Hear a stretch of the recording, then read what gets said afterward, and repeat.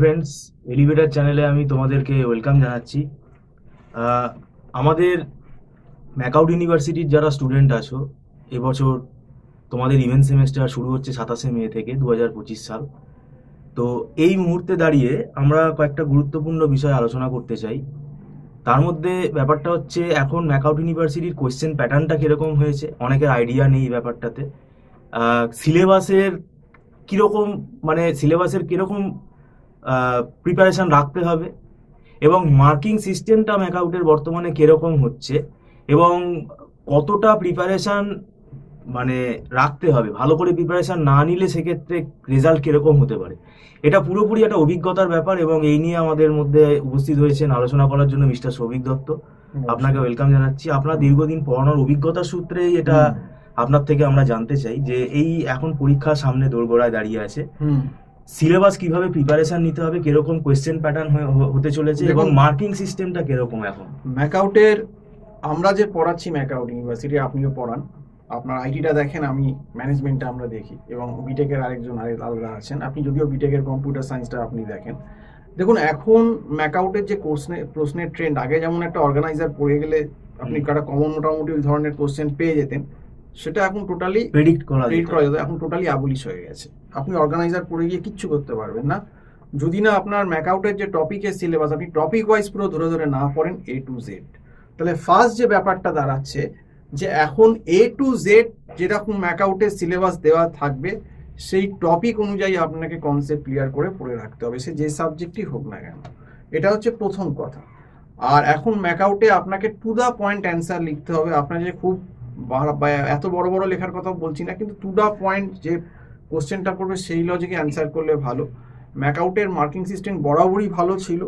CU, Jadavpur, Kalyani, আদার যে ইউনিভার্সিটিগুলো আমাদের West বেঙ্গলে আছে, তাদের থেকে ম্যাকআউটের খাতা দেখা অনেক লিনিয়েন্ট। যারা একটুখানি লিখতে পারবেন পয়েন্ট করে করে বুঝিয়ে, নিশ্চয়ই খুব ভালো মার্কস পাবেন, এই নিয়ে আমার কোনো সন্দেহ নেই। কিন্তু এখন আপনাকে টু দ্য পয়েন্টই অ্যান্সার লিখতে হবে, বিশেষ করে যেগুলো ম্যাথস রিলেটেড বা প্রোগ্রামিং রিলেটেড পেপার আছে।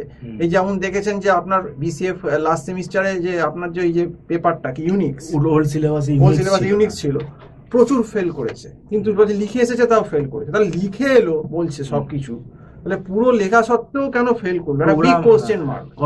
তার মানে ব্যাপারটা হচ্ছে, আপনি যদি আইটির টার্মসে দেখেন, তারা কমেন্ট গুলোই ঠিক লিখতে পারেনি। তারা কিন্তু ভাবছে যে আমি খুব ভালো পরীক্ষা দিয়েছি, তাহলে আমি কেন সাপ্লি পেলাম, ম্যাকআউটের দোষ, ম্যাকআউট আমায় ফেল করে দিল। কিন্তু তারা পরীক্ষা দিলে কি হবে দেখবেন, ম্যাক্সিমাম কমেন্ট গুলো তারা ভুল করে আসছে। তারপর হয়তো এই ধরুন ইকোনমিক্স পেপার বিবিএ, এত ফার্স্ট সেমিস্টারে কেন সাপ্লি হলো এবছর 2025-এ? ম্যাকআউটে তো কোশ্চেন প্যাটার্ন অনেক ভালো অনেক। প্রথম কথা যে সাপ্লির কারণ হচ্ছে কোশ্চেনটা একটু স্ট্যান্ডার্ড হয়েছে, হাই লেভেল। তার সঙ্গে তার যে অ্যান্সারগুলো ম্যাকআউট চাইছে টু দ্য পয়েন্ট, সেই কোশ্চেনটাই বেশিরভাগ স্টুডেন্ট বিবিএ বুঝতে পারে, সেই লেভেলে প্রিপারেশনটা নেই। কারণ এবারে বিবিএ ফার্স্ট সেমের যে কোশ্চেন হয়েছিল 2025-এ, এটা কিন্তু আমি বলবো বিবিএ না, এমবিএ লেভেলের কোশ্চেন। একটা সার্জিক্যাল স্ট্রাইক কিন্তু অলরেডি ম্যাকআউট একটা পেপারে করে দিল।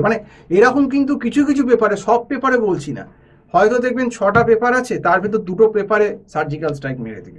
এবার সেই যে ডিফিকাল্ট পেপারগুলো, সে আমাদের এমবিএতে হোক, বিবিএতে হোক, বা বিসিএতে হোক, বা আপনার এমসিএতে হোক, সেইগুলো যদি স্টুডেন্টদের সেইভাবে প্রিপারেশন না থাকে, এই সার্জিক্যাল স্ট্রাইকের ডিফেন্স স্টুডেন্ট কোনোভাবেই করতে পারবে না। এবং এই সার্জিক্যাল স্ট্রাইকের ডিফেন্স করার জন্যে আমাদের মতো দীর্ঘদিন যারা 17 বছর পড়াচ্ছেন, এই রকম লোকের গাইডেন্সে কিন্তু দরকার। আপনি ওই এলেবেলে ফ্যাকাল্টি নিয়ে যারা ওই 1-2 বছর মার্কেটে পড়িয়ে বেড়াচ্ছে, তারা নিজেরাই কিছু জানে না, যাদের এক্সপিরিয়েন্স নেই, আপনি কিন্তু সেই ফ্যাকাল্টি 2 পয়সার ফ্যাকাল্টি আপনাকে 300 টাকায় পড়িয়ে দিল, এরকম অনেক বাজারে এখন হয়ে গেছে, আপনি তাদের থেকে পড়ে পাস করতে পারবেন। রিসোর্স তাদের কাছে নেই, আমাদের কাছে হিউজ নোটস রয়েছে, হিউজ হাতে লেখা নোটস, আমার লেটেস্ট রিসোর্স যেগুলো আমরা, সেগুলো পেয়ে যাই, প্রিভিয়াস এক্সপেরিয়েন্স থেকে বোঝা যায়। তো সেই ব্যাপার, এটা হচ্ছে প্রথম কারণ। আর দ্বিতীয় কারণ হচ্ছে সময়টা কম। কিন্তু কম্পারেটিভলি আমি তাও বলবো, যারা মোটামুটি পড়াশুনো করেছে, যারা টু দ্য পয়েন্ট ম্যাকআউটের কোশ্চেনগুলো অন্তত কিছু অ্যাটেম্প করে আসবে টু দ্য পয়েন্টে, কিছু কিছু পয়েন্ট দিয়ে, ডেফিনেটলি তারা মোটামুটি খারাপ নম্বর পাবে না। খারাপ নম্বরটা বা সাপ্লিটা কোথায় হচ্ছে, যেগুলো ম্যাথামেটিক্যাল পেপার, যেগুলো প্রোগ্রামিং পেপার, যেগুলো ফাইন্যান্সিয়াল পেপার, এখানে আপনার গল্প বানাবার কোনো জায়গা আপনার নেই। আপনার যেমন নলেজ যদি না থাকে, ওই যে বললাম যে ইউনিক্স পেপারটা, হুম। আমি সব লিখে এসেছি, তাও আমি ফেল।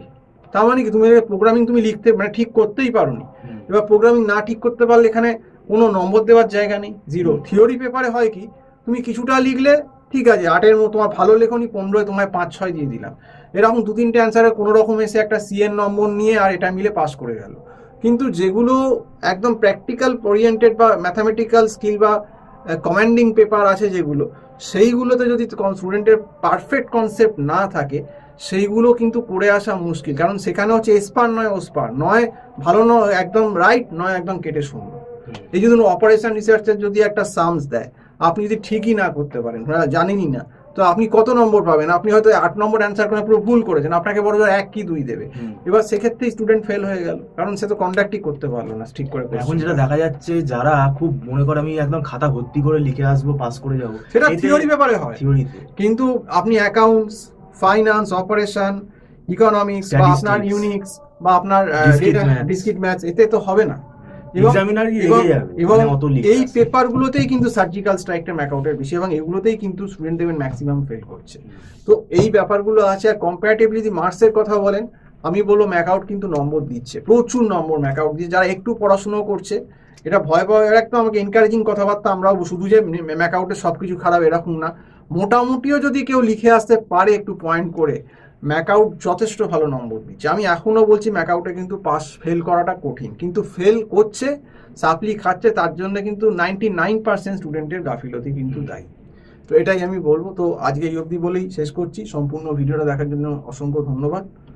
নমস্কার।